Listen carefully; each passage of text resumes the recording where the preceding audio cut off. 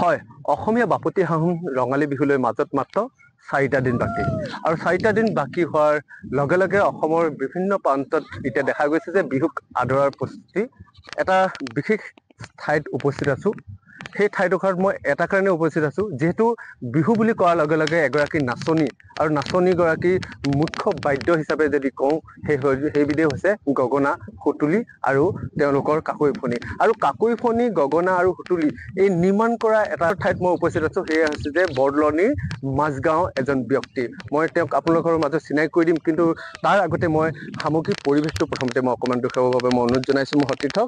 যিহেতু এনেধৰণে তেওঁ সুতুলি, যিহেতু মাটিৰ সুতুলি তেওঁ নিৰ্মাণ কৰিছে আৰু মাটিৰ সুতুলি, গগনা আছে, গগনা কাকৈফণি আছে, এনেধৰণে তেওঁ নিৰ্মাণ কৰি আহিছে। আৰু ভিন্ন প্ৰকাৰৰ তেওঁ যিবোৰ স্কেল আছে আমি হয়তো ক'ব নাজানিম, যিবোৰ স্কেল আছে তেওঁলোকৰ বিভিন্ন স্কেলত তেওঁ এই গগনাসমূহ তেওঁ তৈয়াৰ কৰিছে।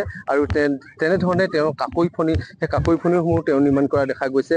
কাকৈফণি তেওঁলোকে নিৰ্মাণ কৰি আছে, কাকৈফণি, গগনা, সুতুলি, এনেধৰণৰ বিভিন্ন পেঁপা, বিভিন্ন ধৰণৰ বিহুত যিবোৰ বাদ্যৰ তেওঁৰ প্ৰয়োজন সেই বাদ্যসমূহ তেওঁ এনেধৰণে নিৰ্মাণ কৰি আছে। আৰু মই তেওঁ যিখিনি সঁজুলি আছে সেই সঁজুলিখিনি যেনেদৰে এটা গগনা বনাবলৈ যিখিনি সঁজুলি লাগে মই পোনপটীয়াভাৱে মই দেখুৱাবৰ বাবে অনুৰোধ জনাইছো। যিহেতু তেওঁ ইমান সৰু সৰু ক্ষুদ্ৰ কিছুমান এই ব্লেডকে ধৰি লৈ হাতুৰি, বিভিন্ন ধৰণৰ সৰু সৰু বস্তু, যিহেতু এটা কথা ক'বলৈ গ'লে গগনা বুলি কোৱাৰ লগে লগে তাৰ দুফালে দুচটি মাজতে আচতি উশাহৰ টিপতে পাওঁ। কাৰণ চিটিটো যদি আপুনি চাই কিমান সৰু সৰু ৰোলবোৰে, কিমান সৰু সৰু, তাক কিমান সৰু যন্ত্ৰ লাগিব। সেই তেনেধৰণে তেওঁ এনেধৰণে মেচিন তৈয়াৰ কৰি লৈছে। মেচিন তৈয়াৰ কৰি তেওঁ এনেধৰণে তেওঁ গগনা বনোৱাত পৰিলক্ষিত হৈছে। মই তেওঁৰ ওচৰলৈ পোনে পোনে আহিম।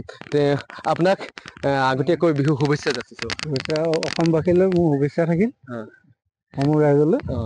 যিটো আপোনাৰ পৰাই অসমৰ বিভিন্ন প্ৰান্তলৈ যায়, কিন্তু কোন কোন জিলালৈ আপুনি এবাৰ পঠিয়াইছে? মই সদ্যহতে এইবাৰ নামৰূপ গ'লো, তিনিচুকীয়া গ'লো, শিৱসাগৰ গ'লো, তেজপুৰ গ'লো, ধেমাজি, গোগামুখ, বৰদলনি এইখিনি আছে আৰু এবাৰ কিমান টাৰ্গেট কিমান আছিলে এবাৰ গগনা আপুনি বনোৱা? এনেই 2000 মান টাৰ্গেট আছিলে, এতিয়া 1800 মান হৈছেগে। 1800 মান হৈছে। এতিয়া বহাগৰ মাহটো আছে, কিমান হয়গে আৰু।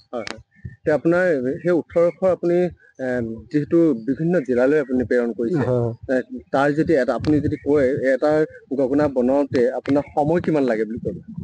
সময়টো এতিয়া বিশেষ ক'ব নোৱাৰো, আমি এনে ধৰি লও 20 মিনিটৰ ওপৰত লাগি যায় আৰু।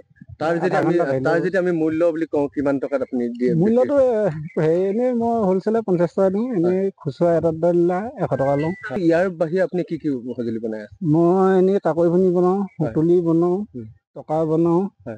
আগতে বিভিন্ন ধৰণৰ বস্তু বনাইছিলো, ধৰক টেবুল চেবুল। আজিকালি সেইবিলাক কম বনাও, কোনোবা আদা চাদা পালে বনাও, নহলে এইটোকে বনাও আৰু। বিহুৰ লগত সামঞ্জস্য খাই যিসমূহ বাদ্য আপুনি নিৰ্মাণ কৰি আছে, কিন্তু আপোনাক আমি দেখা যিবোৰ বাদ্য আছে সেই বিহুৰ লগত সামঞ্জস্য খাই থকা সেই বাদ্যসমূহ কিন্তু আপুনি নিৰ্মাণ কৰি আছে। এতিয়া আপোনাক যদি সুধো মই, কিমান বছৰ আপুনি এনেধৰণে এই বাদ্যসমূহৰ লগত জড়িত হৈ আছে? সেইটো এনেই ধৰি লওক মোৰ 25 বছৰমান হ'লগে নেকি।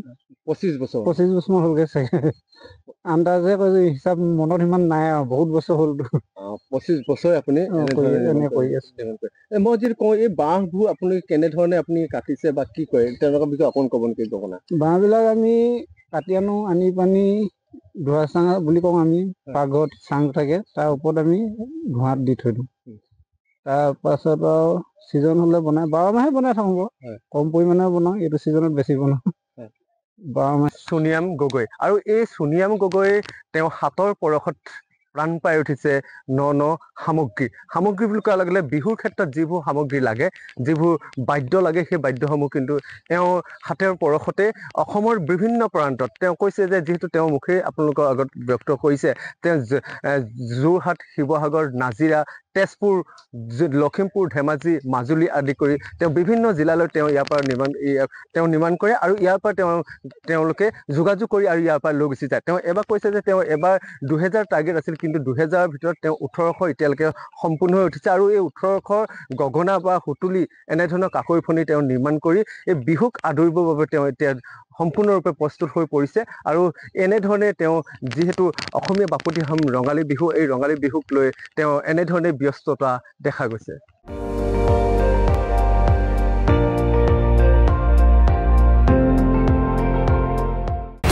আপুনি চাই আছে ND24, সৰ্বশ্ৰেষ্ঠ নহয়, সৰ্বোত্তমৰ দৌৰ।